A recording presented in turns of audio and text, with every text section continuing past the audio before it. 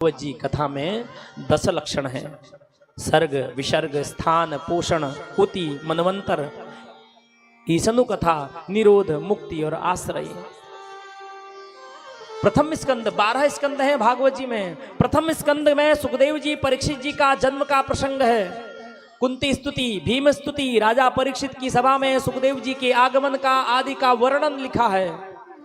दूसरे स्कंद में सद्योमुक्ति, क्रम मुक्ति का वर्णन, ब्रह्मा जी की उत्पत्ति, चतुश्लोकी भागवत जी की व्याख्या। जो 7 दिन तक कथा सुनने नहीं आ पाया श्रवण करें। तीसरे स्कंद में विदुर मैत्रीय संवाद है,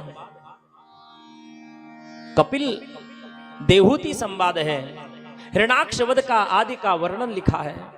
चतुर्थ स्कंद में सती चरित्र, ध्रुव चरित्र, ध्रुव जी के वंश का निरूपण है। 5वें स्कंद में प्रियव्रत चरित्र, आनिग्ध चरित्र, नाभि चरित्र, जड़ भरत की कथा, जड़ भरत रहुगण संवाद, खगोल भूगोल का वर्णन और 28 नरकों की कथा है। छठे अध्याय में अजामिल उपाख्यान, गुरु हत्या का परिणाम, मरुदगणों की उत्पत्ति का वर्णन है।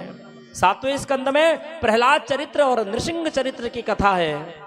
8वें स्कंद में गजेंद्र मोक्ष की कथा, समुद्र मंथन की कथा, वामन चरित्र और मत्स्यावतार की कथा है। 9वें स्कंद में सूर्यवंश और सूर्यवंश में राम जी की कथा, चंद्रवंश में संक्षिप्त भगवान श्री कृष्ण की कथा है। 10वें स्कंद में प्रभु श्री कृष्ण की विस्तार से लीलाओं का निरूपण, गोकुल लीला, वृंदावन लीला, मथुरा लीला, द्वारिका लीला आदि का विस्तार से वर्णन है और भगवान श्री कृष्ण की करुण कथा का वर्णन है। 11वें स्कंद में नवयोगेश्वर संवाद, कृष्ण उद्धव संवाद, यदुवंशियों को श्राप लगने की कथा, यदुवंशियों का आपस में संहार, भगवान का सुधाम गमन, उद्धव जी का बद्रिका आश्रम जाना। 12वें स्कंद में कलयुग के दुर्गुणों का वर्णन, नाम की महिमा का वर्णन। उसके बाद सुखदेव जी का परीक्षित जी का अंतिम उपदेश और वहां से प्रस्थान। तक्षक सर्प